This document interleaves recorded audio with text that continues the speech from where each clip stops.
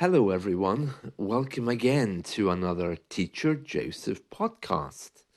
Today, we're going to go through some quick tips to help you speak like a native. There was a report this week from the BBC that if you want a well-paying job in the UK, you need to have the correct accent. So let's quickly go through some very basic and obvious ways to correct your English speaking. The first way is to correct your breathing. Your breathing is very important because it gives the message of how relaxed you are.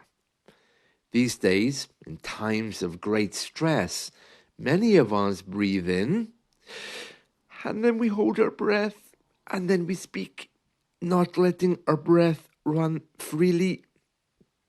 And this, as you can hear, tenses our voice and gives the message that we are upset or anxious or nervous. And this is not what you want to do or show in a job interview. So the first thing to look at is your breathing. So I want you just to take a big deep breath in and then out. And keep doing that. After a few times of breathing in and out, I want you just to add some words to your breath. So imagine you're breathing out. My name is Joseph and I'm an English teacher. You can hear there that that's much more relaxed than the last time. So you have to learn to use your breath as a general flow of your expression. It doesn't actually take a lot of effort to do that. It's just a habit. And once you start doing it, you'll see that actually you're very, very relaxed because it's a type of yoga. You breathe in and you breathe out full of words. It should be possible for you to read one sentence using one breath, even if it's quite long. Notice where I'm breathing in this next sentence. Deep breath in at the beginning. My name is Joseph and I teach English online. It's a job I really enjoy and I've been doing it for many years. So you can hear there that was all put in one breath.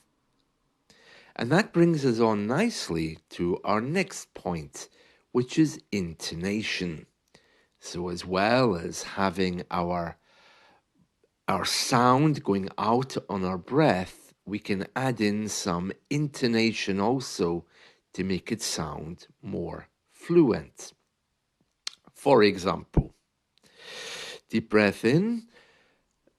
My name is Joseph and I'm an English teacher. I like to work online. It's something I've been doing for many years and I don't intend stopping anytime soon. So you can hear there that there was a lot of up and down, but that's much better than reading flat, my name is Joseph and I'm an English teacher. Doesn't that sound like something from the Vatican? Really? I might as well be chanting that. So you see, to add in intonation makes your voice a little bit warmer. And the third point, which if you've ever had a class from me, you'll know I mention a lot, is linking and blending. Linking and blending is when we take away the spaces between the words and we leave the whole word as joined to the other words. Let me explain. So we take, let's say, a phrase, my name is Joseph and I'm an English teacher, and we join the words up so they sit exactly next to each other. My name is Joseph and I'm an English teacher. So the spaces have gone, the words were stretched. You can see that it works very, very well. So these are 3 things that you can immediately do to improve your speaking. First of all, get your breath pushed out, using words as you push it out. Secondly, to look at intonation and how your words go up and down. This is very important because there are some regional accents around the UK which sound very aggressive and very threatening. For me personally, I find the Scottish accents very intimidating and threatening.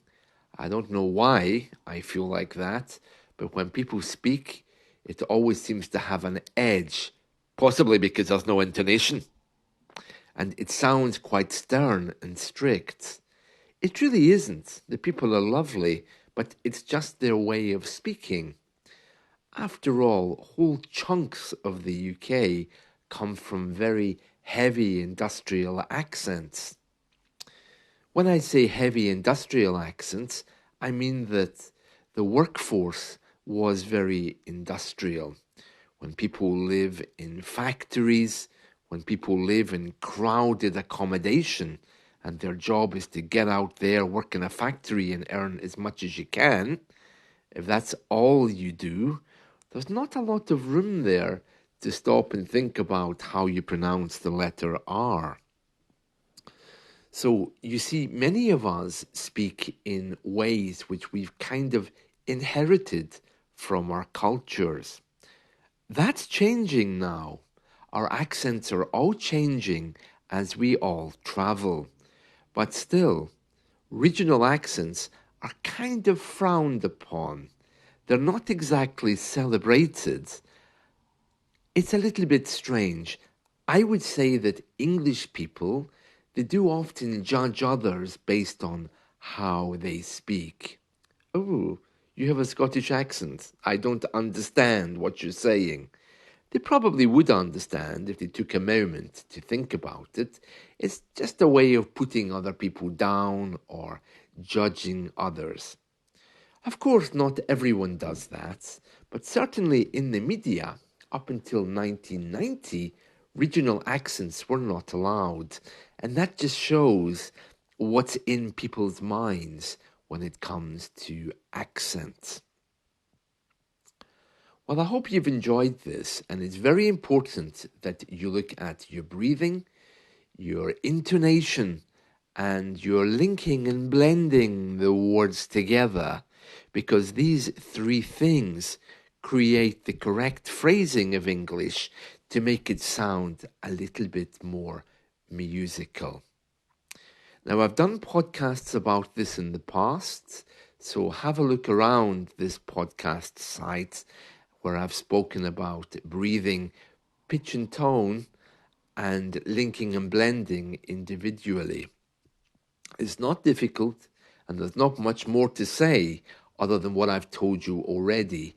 Deep breath in, words up and down, and also, of course, linking and blending words together. Well, I hope you found this helpful. Let's talk soon. Thank you.